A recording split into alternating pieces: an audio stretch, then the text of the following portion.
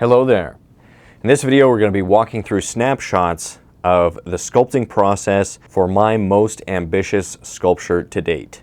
So here's the plan for this video that I'm just making up right now. This video is going to be broken up into two parts, a smaller, shorter part for the maquette or small model that I built ahead of time before I started working on the stone sculpture. And then we're going to move on to the main event, which is sculpting the stone sculpture. 1 minute of real-time sculpting during each of these stages.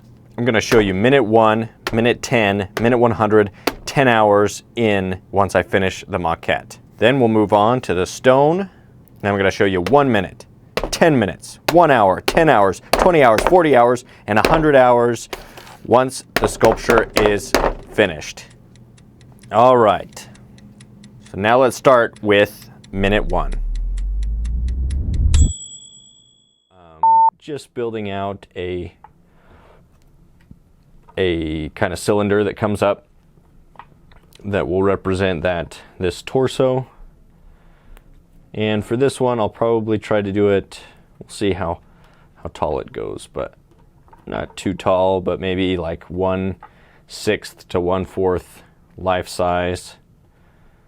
So let's see, maybe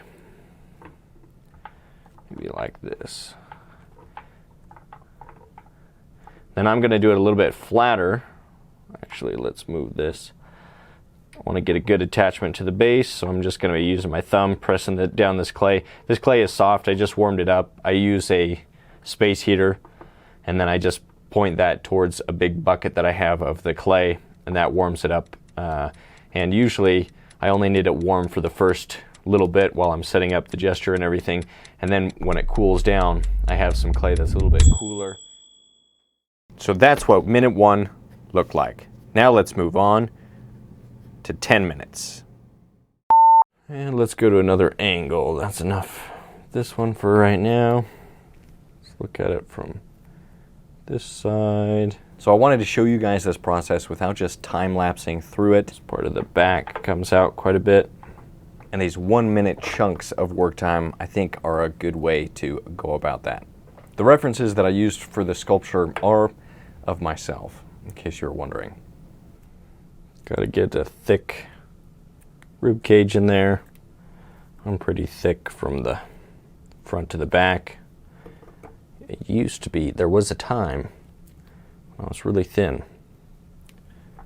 But now I'm a little bit thicker, so nice big rib cage.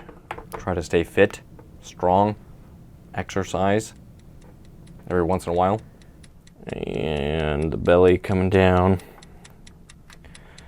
Belly coming down. 10 minutes done.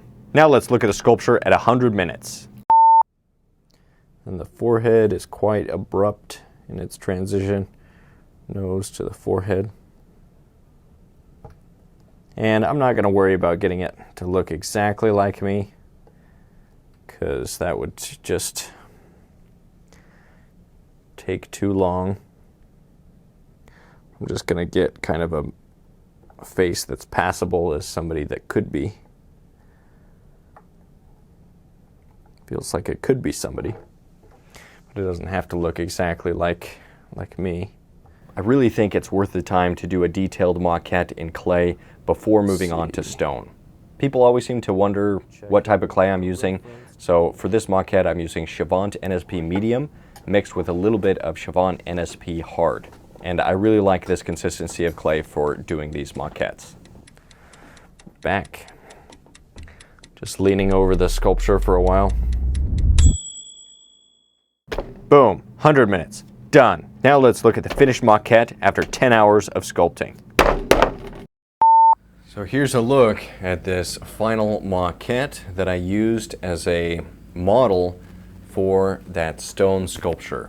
Now I've actually gone and poured a little bit of silicone onto it. You can see it's very shiny. And I actually lost part of the leg. Originally the clay did come down with this part of the leg, but I dropped it several times and kind of made a mess of it while I was using it as a reference for stone. In the end, I think I liked this maquette just a little bit more than the finished stone sculpture. I wish that the stone sculpture could have been an exact replica. Just take a 3D scan and then use one of those big machine arms to represent the clay exactly in stone. But because I was sculpting by hand, it didn't quite turn out that way. But I was still very happy with the finished stone sculpture, which you'll see at the end. All right, now we're at the main event, the stone sculpture. Let's get into it with minute 1.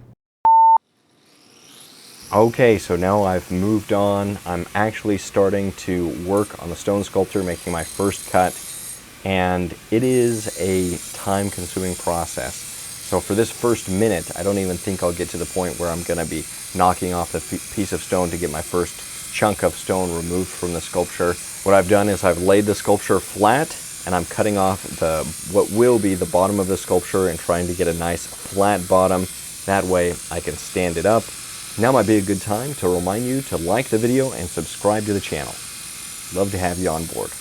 If you're wondering about tools, this is a 4.5-inch angle grinder with a 5-inch diamond cutting and grinding blade that has a flange on it. What that means is a little attachment so that you can get a flush cut, a flat cut. And that's really important for flattening the bottom and other flat surfaces of the sculpture.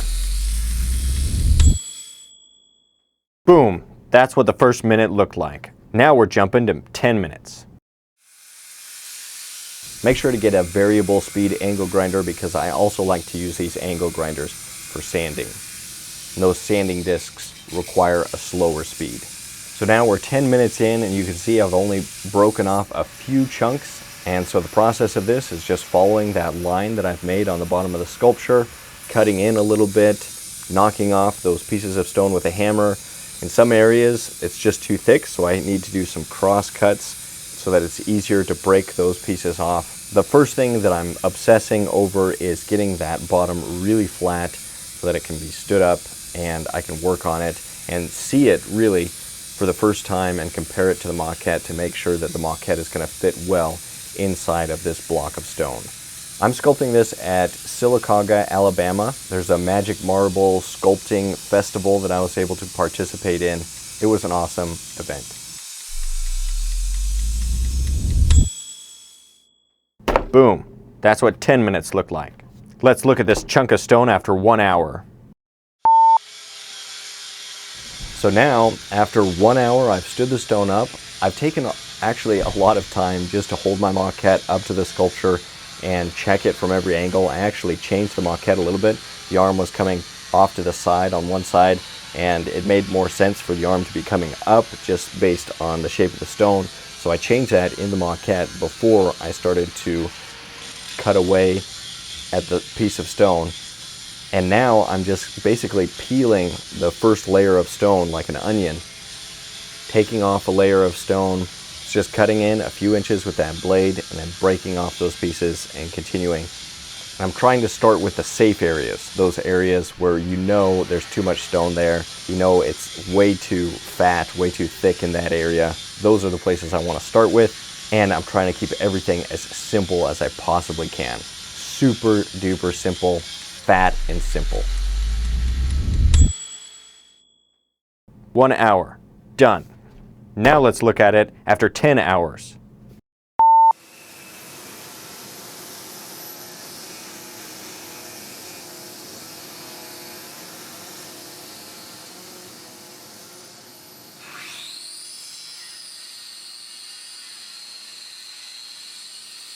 So for this 1 minute, I wanted to show you guys not just while I was working, but also my comparison, holding it up to the sculpture, making sure that the outline of the maquette aligns with the outline of the stone, that there's plenty of room, and then walking around the sculpture to make sure that it's looking right from every angle, that there's more than enough stone from every angle. Here you can see what it looks like from the side. Here it is from the back. You can see it's very thick at some of these 3/4 views. And there we have everybody else, all the other sculptors working in the space. Just a super cool event.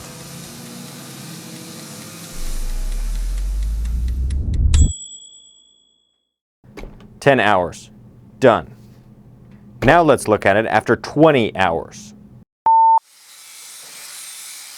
So each day I sculpted about 10 hours. So this is the end of the second day, or towards the end of the second day. And you can see that the head is starting to distinguish itself, the arms. You can get a little bit better sense of the gesture of the figure. And I'm making cuts and starting to actually grind a little bit. I'm doing a lot of grinding in this particular clip, trying to round things off at this point. I really liked this angle, this camera angle with the sunlight coming in from behind. So you can see how much dust you're making as you're cutting and grinding. It's stone sculpting, you're gonna make a lot of dust. That building right behind where I'm sculpting is actually a Bluebell ice cream factory. And we would go in during lunch and we would get just a little thing of ice cream. It was $1 for like a scoop of ice cream. And I would get that every day, sometimes a couple a day. And that ice cream was so good. Cookie dough is my favorite. Spectacular. 20 hours. Done. Now let's see how it looks after 40 hours. Now you can see it's really starting to look more like a figure, still very thick. I'm trying to leave plenty of room in areas like the face. Now I'm slowing down and I'm using the flat of the blade just to push against the surface and trying to round everything off, not worrying about the details too much at this point, just trying to really capture the essence or the feel of the pose. I really liked the warmth of the lamp that I'm using and the cool background that comes from the night sky. And something I noticed was that during the day, the marble is it's kind of hard to see the details because the light is coming from all around and the white marble is just very bright. At night, when you could shine a light on it and have a little bit more control over the direction of the light, it was much easier to see the form and to understand what you're doing when it came to the details, when you could control that light source. 40 hours. Done. And now, 100 hours. Here I'm using a machine file to try to clean up some of these areas, remove some of the scratches and tool marks from the angle grinder. Some areas are just easier to work on with a machine file. This was toward the end of the sculpting event, and I wanted to get as much done as I possibly could and basically have a finished sculpture by the end of this event. And that was really ambitious because I chose a very large piece of stone. The tools that I used weren't ideal. I just used an angle grinder, and then I had a drill with some burrs that I could use for some of the details of the face. But ideally, you would have a proper set of chisels that you would be able to work with for this type of realistic stone sculpture. But it was really fun. I'm glad I pushed myself to the limit and really tried to finish this in the time frame. Didn't quite make it there, and I did end up doing some more work once I brought it home.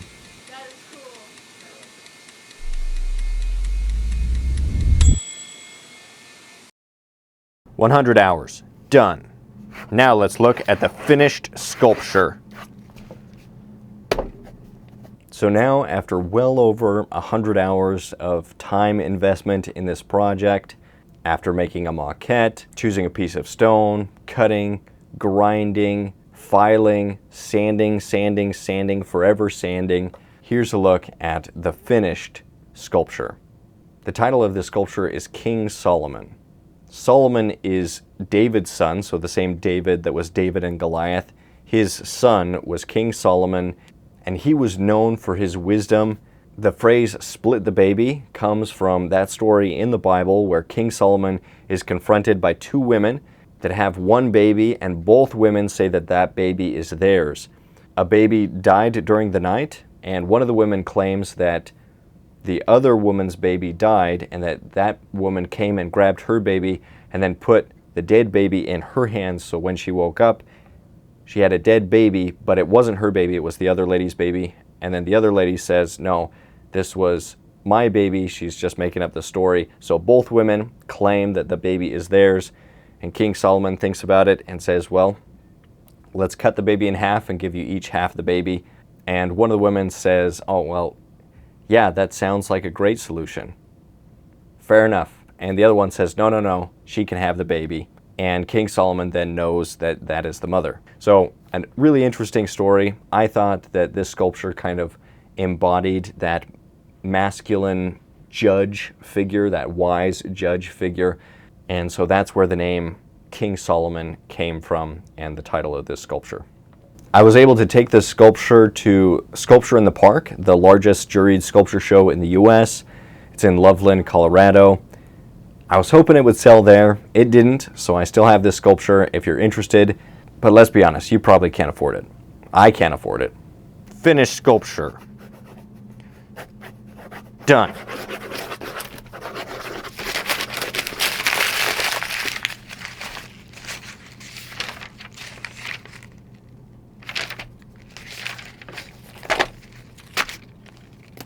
All right, thank you guys for watching.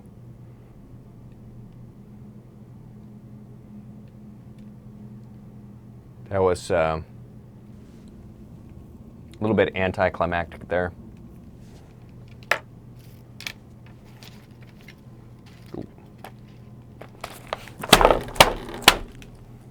If you're interested in learning figurative sculpting, I highly recommend joining my Figure Sculpting Fundamentals course over at proco.com/sculpture. It's a great course for anybody that wants to learn traditional sculpting methods in clay. There's also a portrait sculpting course at proco.com/portraitsculpt and a hand sculpting course for sculpting the hands at proco.com/handsculpt.